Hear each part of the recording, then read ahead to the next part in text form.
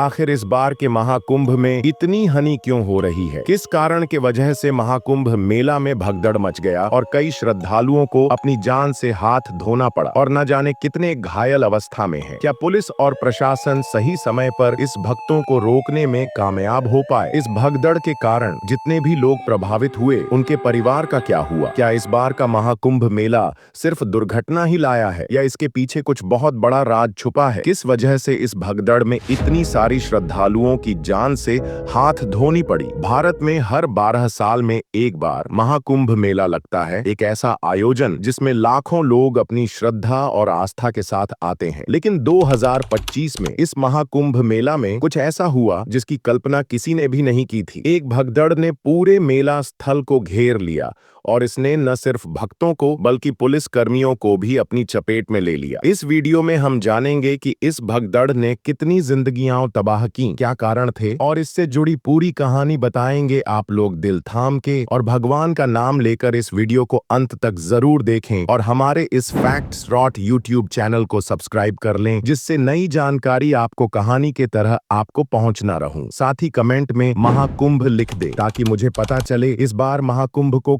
कौन देखना चाहता है और कौन गंगा स्नान करने प्रयागराज महाकुंभ मेला जाने वाले हैं। कुंभ मेला भारत का सबसे बड़ा धार्मिक आयोजन है। यहाँ लाखों श्रद्धालु, साधु संत और पर्यटक एक ही समय में संगम के किनारे आते हैं। यह एक ऐसा अवसर है जब लोग पवित्र नदियों में स्नान करते हैं, अपनी आस्था को प्रदर्शित करते हैं और आत्मशुद्धि की तलाश में होते हैं। लेकिन इस विशाल भीड़ के बीच एक छोटी सी चूक कितनी बड़ी दुर्घटना का कारण बन सकती है, यह हम सभी को समझना होगा।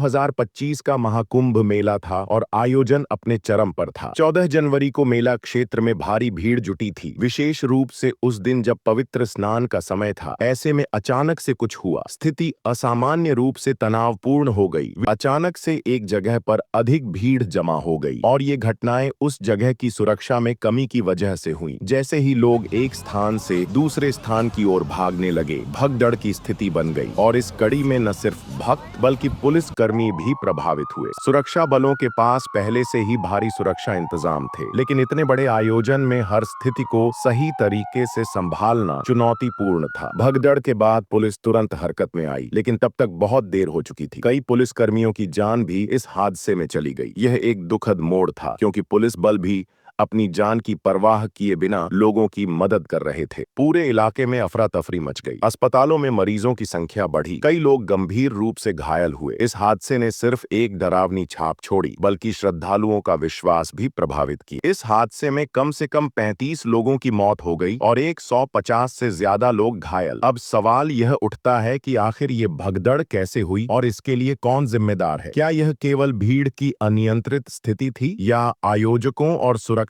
बलों की लापरवाही का परिणाम था? विशेषज्ञों का कहना है कि सुरक्षा इंतजामों की कमी और भगदड़ की सही समय पर पहचान न होना इस हादसे के मुख्य कारण थे। साथ ही आयोजन के दौरान अचानक बढ़ी भीड़ ने स्थिति को और जटिल बना दिया। हर हादसा सिर्फ आंकड़ों तक सीमित नहीं रहता, इसके पीछे एक व्यक्तिगत दर्द, आस्था और श्रद्धा भी होती है। इस भगदड़ के कारण जिन लोगों ने अपनों को खो दिया, उनकी कहानी भी दिल को छूने वाली है। वीडियो में इतना ही। यदि आपको यह वीडियो पसंद आया हो तो कृपया इसे अपने दोस्तों के साथ शेयर करें और इस पर अपनी राय जरूर दें। आने वाली वीडियो में हम और भी महत्वपूर्ण विषयों पर चर्चा करेंगे। अपनी सुरक्षा का ध्यान रखें और किसी भी मेला या सार्वजनिक आयोजन में केवल सुरक्षित और जिम्मेदार तरीके से शामिल हों, क्योंकि कोई नहीं जानता अपनी भविष्य को कि आगे क्या होने वाला है, क्या क्या हो सकता है। लोग हंसी खुशी मेले का आनंद लेने और उनकी जिंदगी के पापों को धोने के लिए आते हैं। महाकुंभ मेला देखने। इस बार का महाकुंभ सभी की जिंदगी के लिए